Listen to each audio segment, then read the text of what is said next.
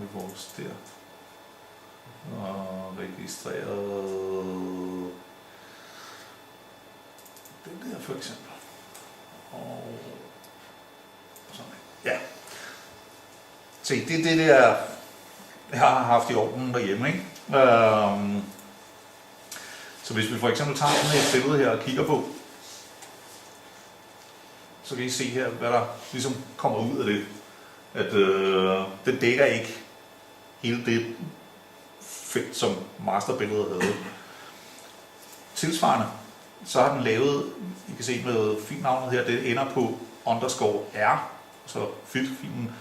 Der er den også en, der hedder _m. Hvis vi prøver at åbne den også, så kan I se, det er i virkeligheden den del af billedet, eller den del af feltet, som at det registrerede billede dækker. Og det der står skævt, det er også et udtryk for, at den har arbejdet med det?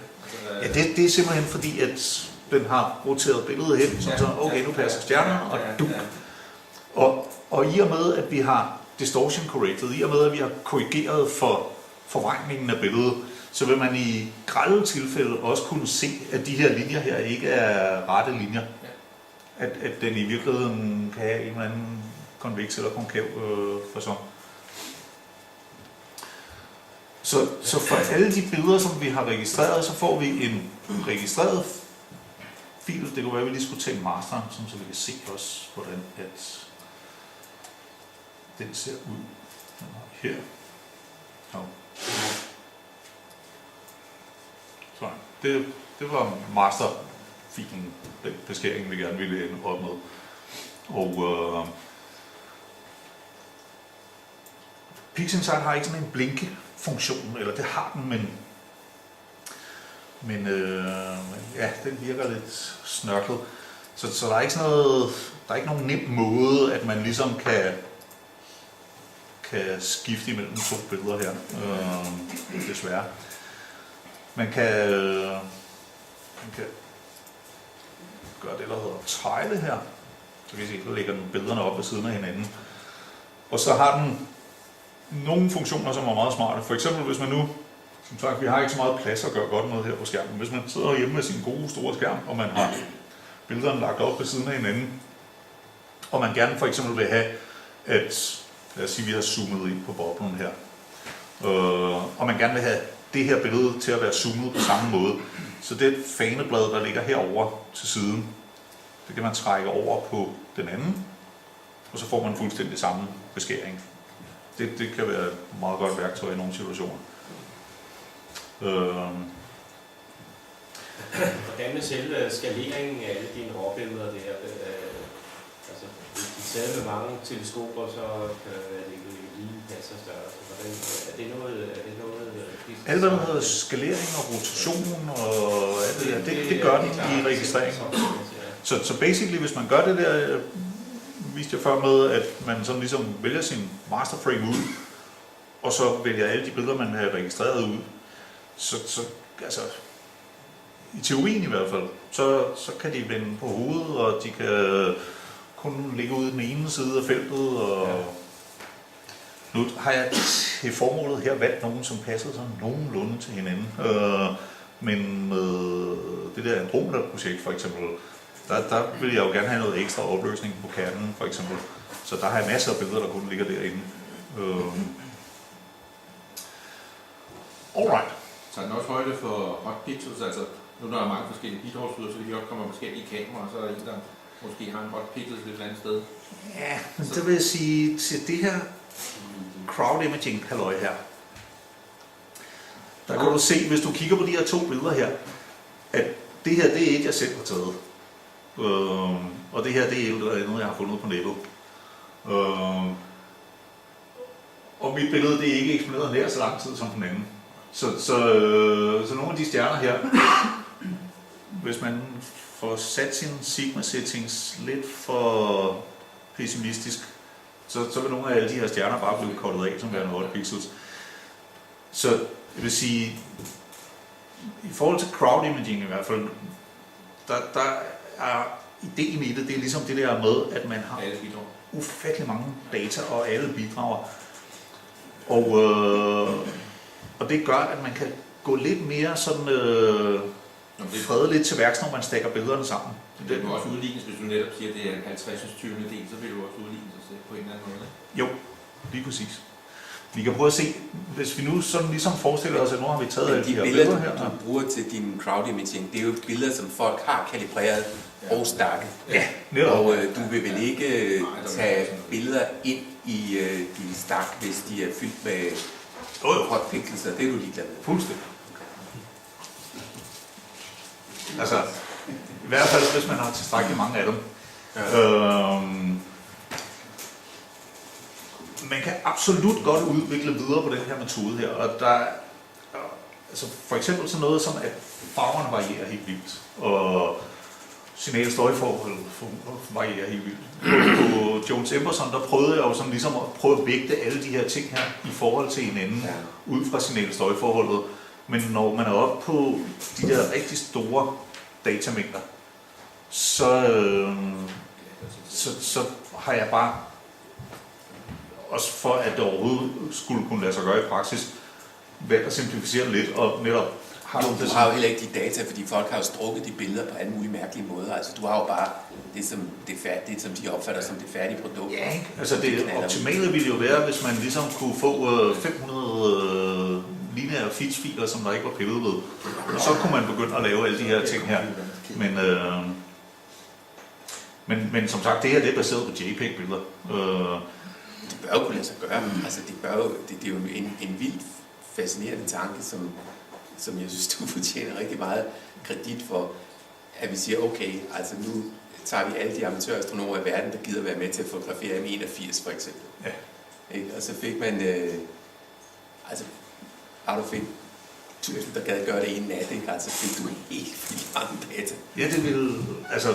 Eller også kunne man bare lave et sted på nettet, i regi af kaffe, eller et eller andet, hvor folk kunne lægge deres fits.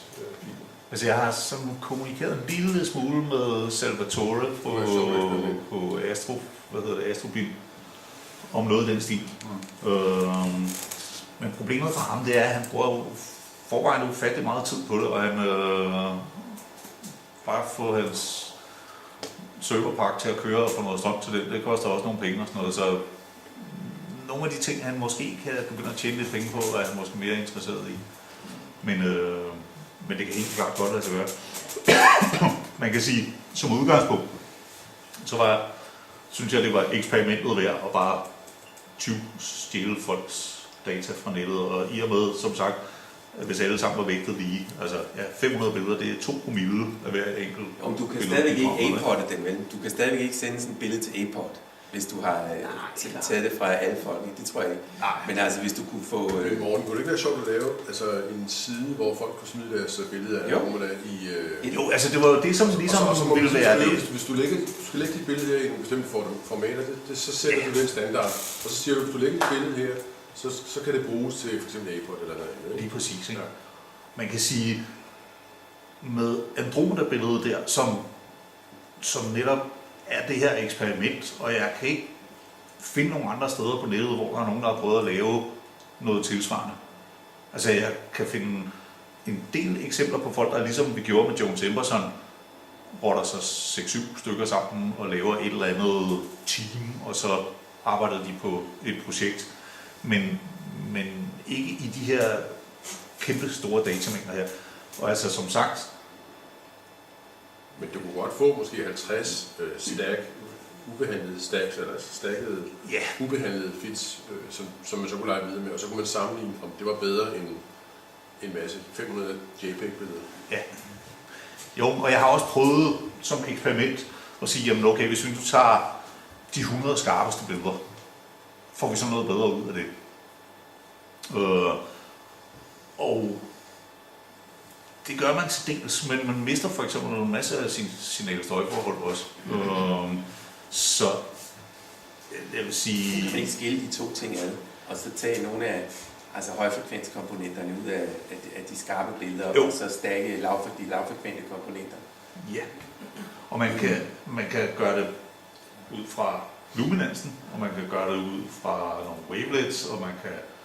Altså, der er uendelige muligheder i, hvad man ligesom kan begynde at eksperimentere videre med. Men som sagt, som udgangspunkt, så prøvede jeg at gøre det som både ud fra de her dogmer med, at så var der ligesom ikke rigtig nogen, som... Jeg skal ærligt om, hvis man kigger ud i kanten af billedet, så dækker det ikke ens, men selve motivet har man... Jamen, jeg kunne bare godt unde dig at få et e-portbillede her. Det kræver, at du har nogle billeder, du kan bruge, ikke? Jeg skal ikke afvise, at jeg kunne finde på at sende det til nogle af de der forskellige sider, når man var færdig. Altså, og som sagt, jeg har ikke mulighed for at spørge alle de der mennesker, som har lagt data til i virkeligheden. Men man kan sige, ingen glemt, og hvis vi er oppe i så store datamængder her, og vi samtidig dedikerer billedet til amatørastronomien, så håber jeg måske, at... Ja, der netop måske sige, at det hele verden har bidraget, så kan det måske fremme interessen for at prøve at gøre det. Altså, kommer bidragsydere til en. Ja. Altså fordi, man kan sige, på længere sigt, så er det jo ikke noget, man sådan ligesom bare kan gøre. Men jeg tænker bare, at nu lavede vi det der Emberson-projekt. Ja. Jeg vil ikke for at afbryde dit foredrag. Men altså, nu lavede det der Emberson-projekt, ikke? Hvor vi var, jeg kan ikke huske mange 7 stykker eller sådan noget, der bidrog til det. Ja. Og altså, Emberson er et H-alpha-objekt, ikke? Altså, det var ikke noget nemt objekt, vel? Altså, nej. Ikke. Så jeg tænker, altså hvis man nu ville bryde isen på det her, prøve at få en masse billeder, og brede det ud til nogle flere danske amatørastronomer, og gerne andre også. Ja. Men altså, så kunne man jo, altså Emberson er jo en god start, men man kunne tage nogle af de mere klassiske objekter, M51, M81, et eller andet, som alle mulige mennesker kan fotografere. Og så bruge det som icebreaker, fordi du kan få et bedre, altså du kan få endnu bedre resultater ud af. For det første vil der være flere med, og det i sig selv gør det jo mere interessant, hvis du i stedet for at have 7 har 30, 40, ikke? Og så vil du få nogle flere billeder og bedre standsforhold, også fordi der skal mindre tid til, før vi får en ordentlig sag. Altså, Michaels billeder der med hans C14 der og et bindet kamera der, de var jo, hvad brugte du? Det var halvtimes billeder, ikke? Eller sådan noget. 30 minutters. Ja, 30 minutters optagelser, ikke? Ja. Med 14 tommer kamera. De var gode, ikke? Men altså, det var stadig ikke sådan lige bare stå frem, vel? Altså, det var et svært objekt. Så hvis vi vil prøve ud at have idéen banket ud, ikke, så skal vi have et lettere objekt, hvor flere mennesker kan være med. Vil jeg synes. Ja, altså jeg vil også sige, som inspiration og sådan, eller hvis man skal have mange folk med på det her, så synes jeg, at så er sådan noget som M31 for eksempel et godt bud. Fordi at den kan de fleste af os tage et billede af. Ja. Men i virkeligheden synes jeg, at styrken i det ligger lige så meget i, hvis at man tager nogle af de der svære objekter. Altså, fordi altså, for eksempel Jones Emberson, hvis man havde haft 500 forskellige bidrag der, lidt utopisk, men hvis vi havde haft det, altså, så havde vi fået bedre resultat end... Men jeg tænker bare, hvis du ligesom skal popularisere den der metode, så skal du lave et e-port-billede ved hjælp af den. Og hvad er den korteste vej til det? Det er point. Altså, det er bare det, jeg tænker. En kronhjort. Ja, hvad siger du? En kronhjort? Ja, en kronhjort. Ja, eller en 42 eller et eller andet. Alright. Lad os gå videre. Nu har vi som sagt registreret alle vores billeder.